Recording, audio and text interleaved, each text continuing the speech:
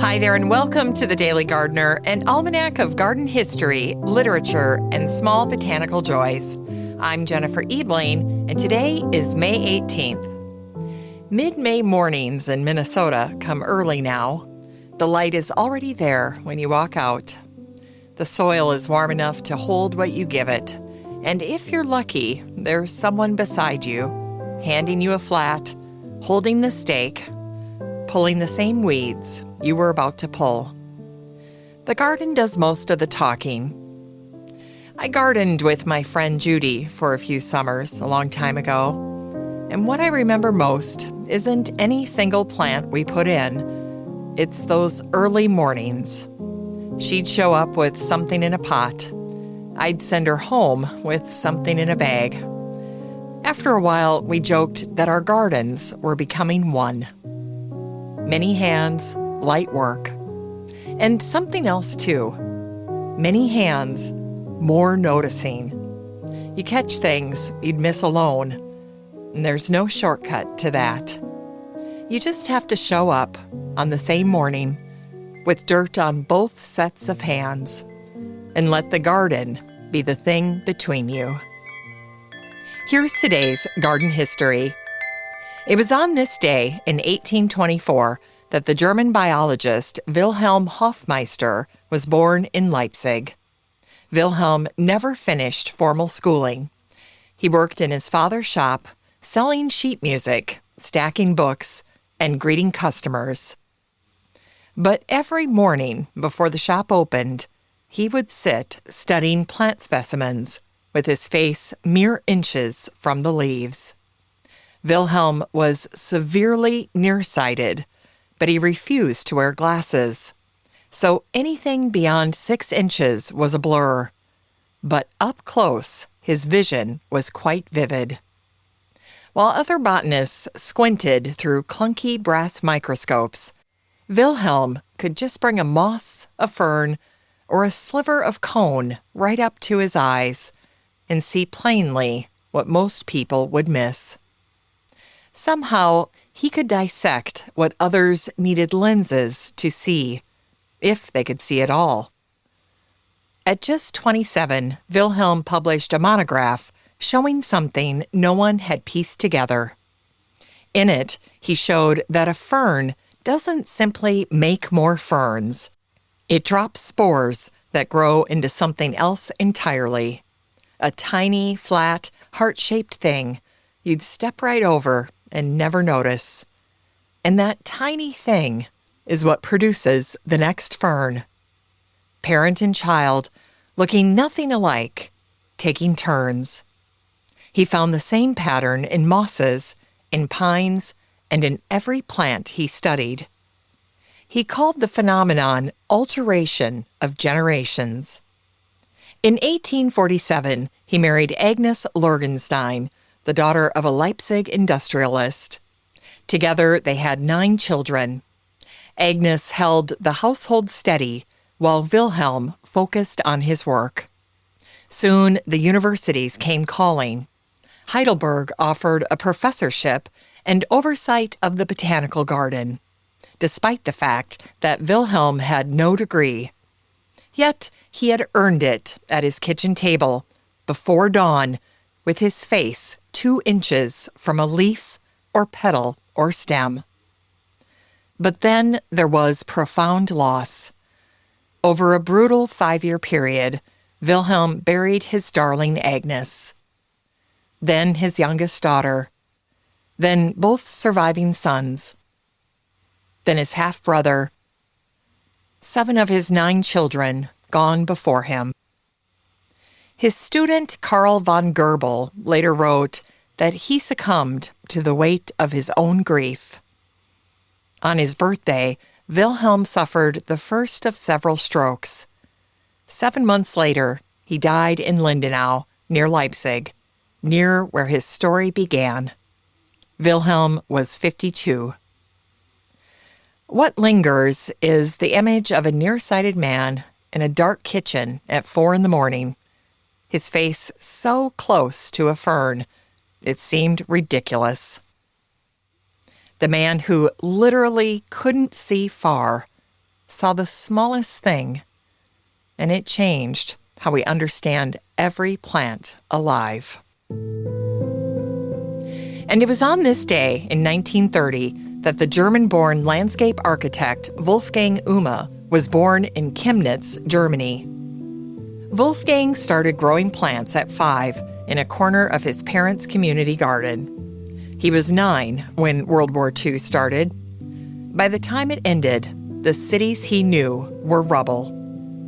At 17, Wolfgang apprenticed at a nursery in Bitterfeld. He learned Latin names and propagation. And he also learned that a plant doesn't care who's in charge of the government. It was there he discovered the work of Karl Förster, the famous German plantsman who believed gardens should move, should catch the wind, like the grass named in his honor. Förster called grasses the hair of the earth. Wolfgang never forgot that. After Wolfgang fled East Germany, he ended up in Baltimore. He looked around and saw lawns with clipped hedges and foundation evergreens and impatience in rows. Wolfgang later said, "When I came to Baltimore, it was like a desert. I went on a crusade." When American nurseries didn't carry the plants Wolfgang needed, he smuggled seeds into the country through hollowed-out books. He found a partner in James Van Sweden, a polished architect who could charm clients into ripping up their lawns. Wolfgang was the opposite. Short, thick German accent, more at home with a shovel than with people. Together, James and Wolfgang invented what became known as the New American Garden. Sweeping drifts of ornamental grasses, black-eyed Susans, Russian sage, coneflowers, planted not in dots, but in waves, hundreds at a time, so that when the wind came, the whole garden moved like water. As a result, their firm, OVS, designed gardens for the Federal Reserve, Reagan National Airport, and the National World War II Memorial. And when it came to his work, Wolfgang never stopped being possessive. If someone had planted impatiens where his grasses had been, he would stop the car, get out, and start pulling them up. In a heat of passion, he once told a client, "This is my garden, not yours." But in a clearer moment, Wolfgang also said, "Human beings need nature. Nature does not need human beings." And then followed quickly with, "I like it wild." After 30 years of landscapes, the friction between Wolfgang and James Van Sweden finally cracked. In the end, he spent his final years in a small apartment, far from the grand terraces of movement made by his hands. He died at 81 on December 15th, 2011, in Towson, Maryland. But he did not want a funeral. Just before he died, Wolfgang had returned to Bitterfeld in East Germany, the town where he had apprenticed as a teenager in the rubble. He took pictures of the many thousands of grasses and perennials on the old industrial land. Somehow, after all the garden making, the photos of that earlier work were what Wolfgang clung to in the end.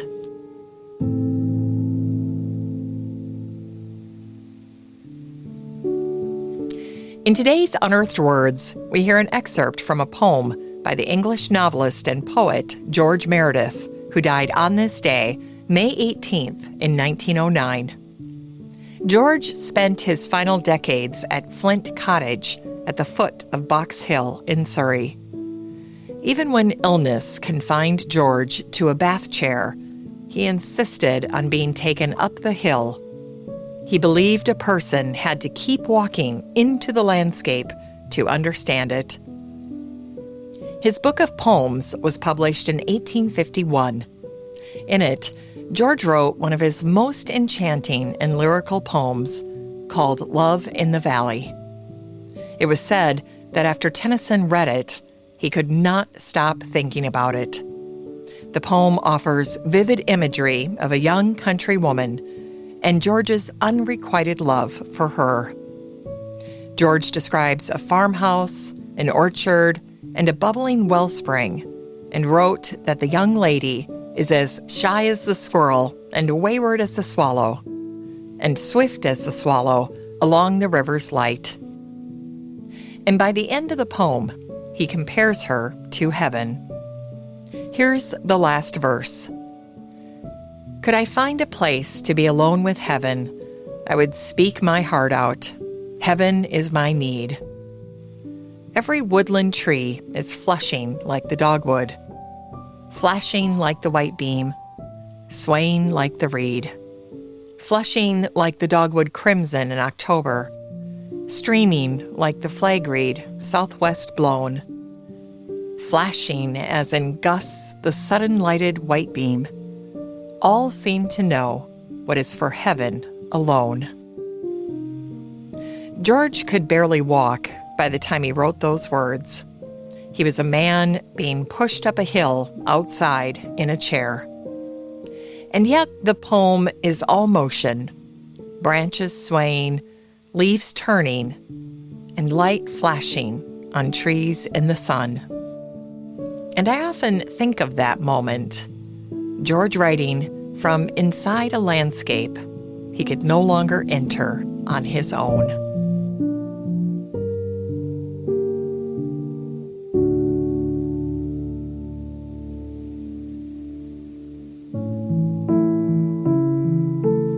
It's time to grow that garden library with today's book, The Blue Rose by Anthony Eglin.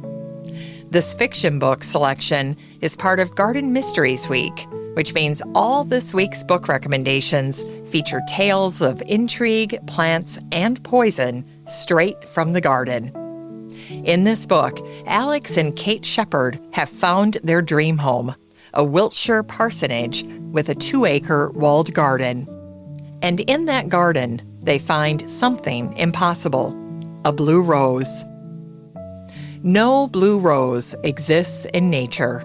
None has ever been grown. And yet, there it is. What follows is a thriller about coded journals, genetic experiments, and what happens when the world finds out you have something everyone wants. Anthony Eglin is a member of the American Rose Society, and it shows the roses in this book are as real as the danger.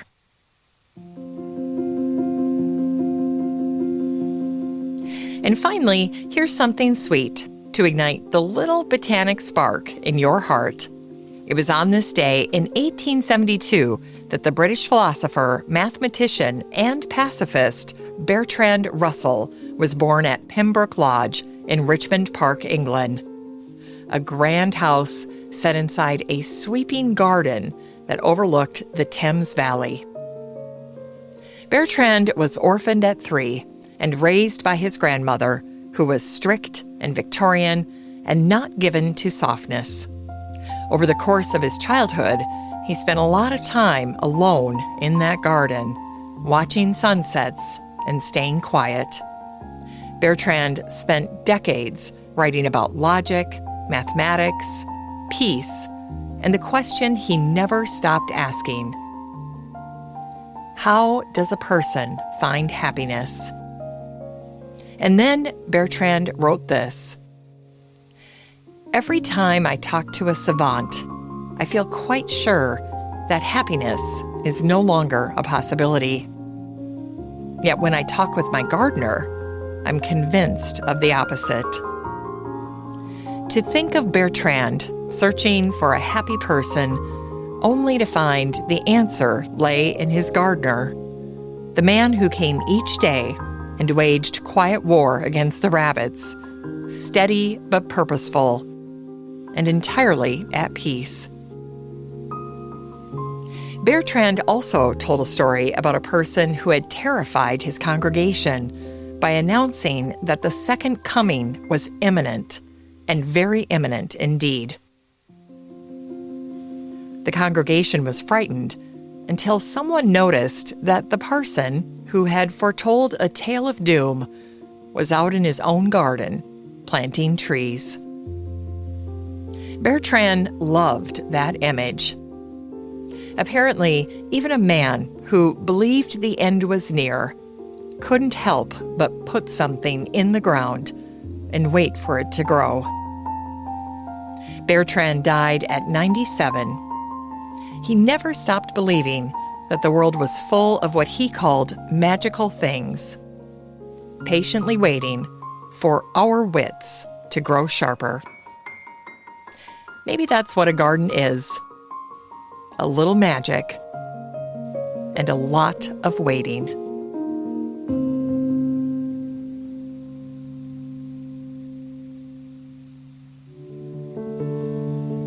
As we close the show today, remember, if there's someone you garden alongside, even loosely, even just a few times a season, that's not a small thing. It's not about efficiency, though the work does go faster. It's the fact that someone else saw your garden on a Tuesday in May, when the light was a certain way and the peonies hadn't opened yet. That's a kind of knowing that doesn't get recorded anywhere. It just lives between you. And if you don't have that person right now, you might be that person for someone else and not even know it. The one who shows up with the division wrapped in wet newspaper. The one who says, "That looks good there." May is still making itself. There's time. Thanks for listening to The Daily Gardener. And remember, for a happy, healthy life, garden every day.